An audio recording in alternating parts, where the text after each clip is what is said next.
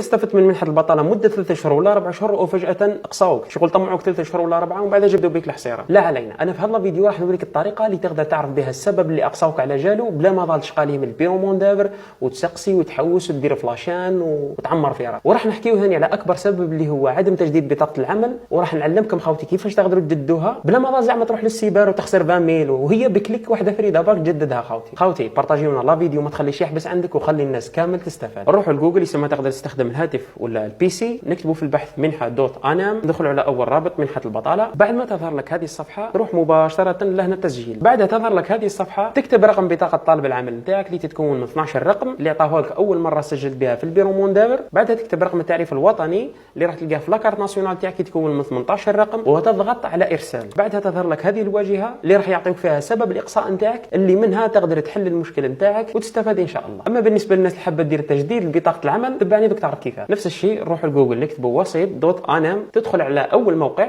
بعد ما تدخل على اول موقع، بعد ما تظهر لك واجهه المستخدم هذه، تضيف الايميل نتاعك اللي عطيته لهم اول مره سجلت فيها في وكاله التشغيل، والكود راح يكون رقم الهاتف الثاني اللي عطيته لهم. تظهر لك لوحه المستخدم هذه الطلباتي هنا في الاعلى، تضغط عليها ومن بعد تدير تمديد طلبي. اما اذا كنت حاب تطبع شهاده العمل تضغط على الايميل تاعك لهنا، ومن بعد تروح لشهاده التسجيل. بعدها تضغط على تحميل هنا في الاعلى، تنزلها عندك في الهاتف ولا في البي سي، ومن بعد تديها معك الموسيبر، تطبعها ب 2000 فرنك، لا فاميل لا والو.